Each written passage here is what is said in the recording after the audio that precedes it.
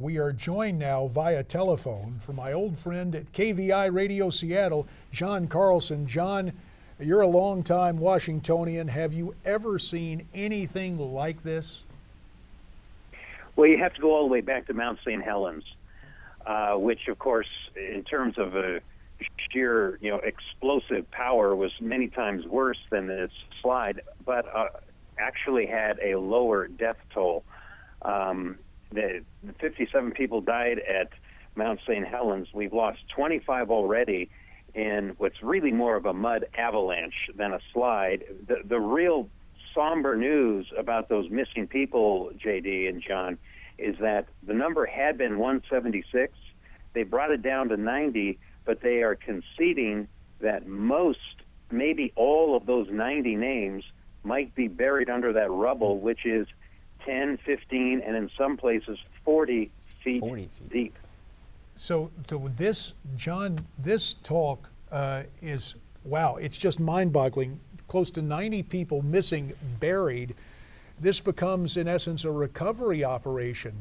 And yeah, go ahead, sir. The news is even worse because while there's 90 people missing, there's another 35 that might be missing. They're just not sure. Let me set the table here for everybody.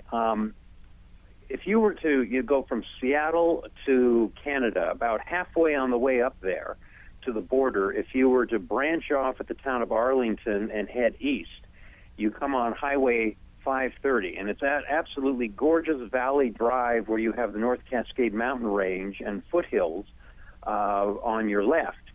Well, one of those foothills is above the town of Oso, or what used to be the town of Oso. And picture an area about a quarter mile across, 600 feet up, falling, just collapsing, and rushing down the hill. Because that's what happened. It was a quarter mile across, 1,000 feet, just falling down. That's why I say it was really more of an avalanche than a mudslide. The cars that were on the highway half a mile away were completely demolished. I mean, roofs and hoods were completely blown off. Most of the people died from being crushed to death.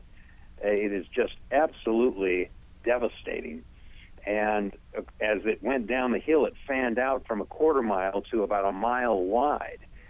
And you had places that were half a mile away being knocked off their foundations 150 feet.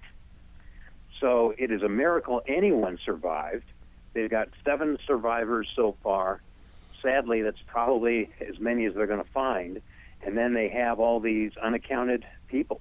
Yeah, John, we've been showing the video here on the show today of that 5-year-old boy or 4 or 5-year-old boy who was rescued. You told us a little bit before we started the interview in the commercial break about some of the things you were doing today. We know these people, the families affected by this, they still need some help. And tell us about the way that people are chipping in and helping raise money and the telethon that you are participating in today and how people can help. John, everyone's rolling up their sleeves here, doing whatever they can. Everybody's just pitching in. That's the way it is with these folks. There is a radiothon that we did along with several other stations, and if people go to our radio website, that's kvi.com, there's a link where they can make a donation.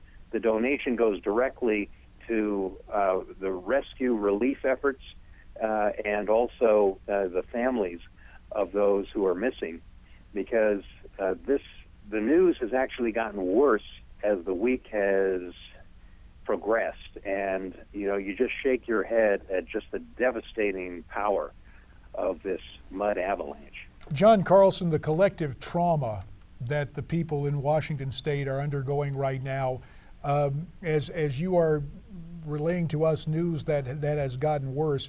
John, you're also a veteran of politics and public policy.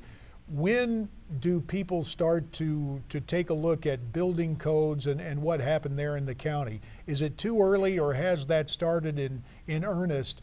And will that increase in the days to come, or is there still going to be a period of grieving and mourning that people will have to go through?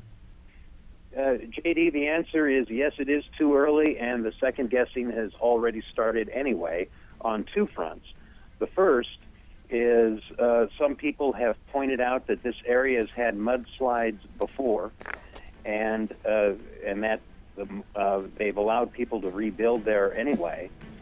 And the second guessing is also on the front of, did they take the magnitude of the slide as seriously immediately as they should have? John, we're going to have to leave it right there. We're going to bring you back sometime to talk about this soon. John Carlson, KVI Radio, Thank you so much for your time. Yeah. JD, John, thanks very much. It's our pleasure, John, and we'll talk to you again soon. And of course, our hearts are with the folks out there still working on finding survivors or others.